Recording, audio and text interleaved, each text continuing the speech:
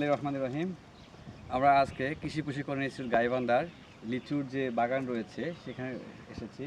আমরা বিগত প্রায় ৪৫ দিন আগে, ১.৫ মাস আগে আমরা এই লিচু গাছের কলম করেছিলাম, গুটি কলম করেছিলাম।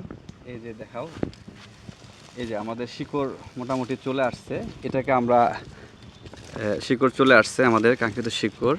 এই শিকড় সহ এই ডালটা আমরা নিয়ে গিয়ে কলমটা নিয়ে গিয়ে আমরা পটে প্রতিস্থাপন করব। তাহলে প্রথমে আমাদের যেটা করতে হবে সেটা হলো এই যেখানে কলমের শেষ প্রান্ত সেখান থেকে একটু 1 ইঞ্চি সাইডে রেখে আমরা ডালটা কেটে নেব, সাইড কেটে নেব।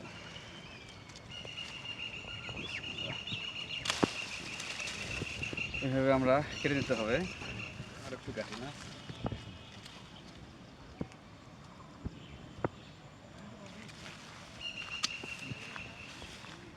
মোটামুটি শিকড় ভালো হয়েছে, এটাও কেটে ফেলতে হবে।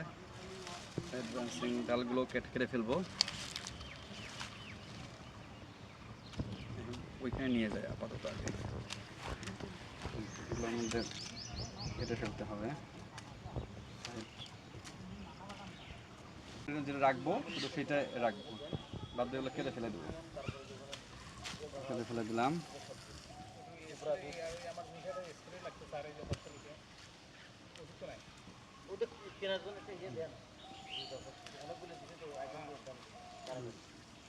সবগুলো আমরা যেগুলো দরকার নেই সেগুলো কেটে ফেলবো। তো বেশি হয়েছে।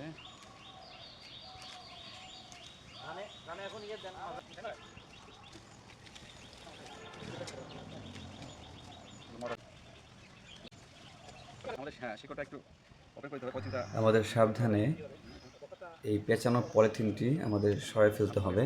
এখানে সাবধানতা অবলম্বন করতে হবে, কারণ শিকড়টা যদি আঘাত পায় বা মাটি ভেঙে যায় তাহলে কিন্তু এটা সাকসেসফুল হওয়ার রেট খুব কমে যায়।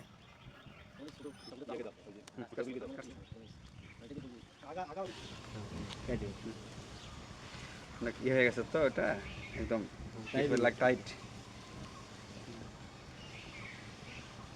একদম ঢুকে গেছে ভিতরে। আর বৈশি করতে হবে স্যার, দাঁড়াইলে তো পিছলে যাচ্ছে বৈশি। আচ্ছা যাই হোক, হয়েছে স্যার। এটা আস্তে আস্তে ধীরে ধীরে করতে হবে যেন শিকড় আঘাতপ্রাপ্ত না হয়, মাটির বলও যেন না ভাঙে সেদিক খেয়াল রাখতে হবে।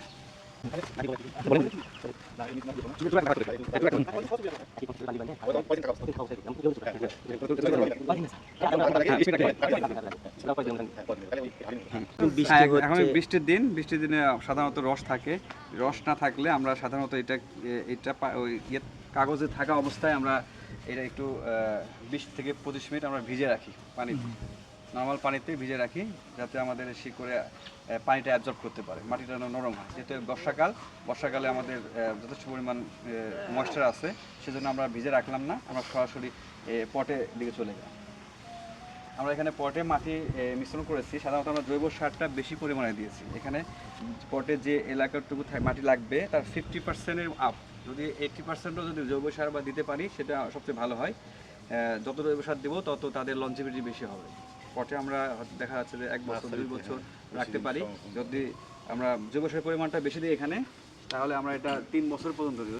মেনলি যে জৈব সার এবং মাটি যে মিশ্রণ, এটা 50-50% হলে ভালো হয়। 50 ভাগ মাটি 50 ভাগ জৈব সার এই ফোন করব। সেখানে আমরা চারপাশে একটু ছোটো করে ইয়ে করে দিয়ে দেবো, অল্প করে দিয়ে দেবো। তারপরে আমরা যখন এই কাটিংটা বা চারাটা রাখবো, আমরা বলটা রাখবো, তার চারপাশে আমরা কিন্তু এই ভালোভাবে এই যে মাটিতে প্রস্তুত মাটি, সেই মাটি চারপাশে দিয়ে দেবো।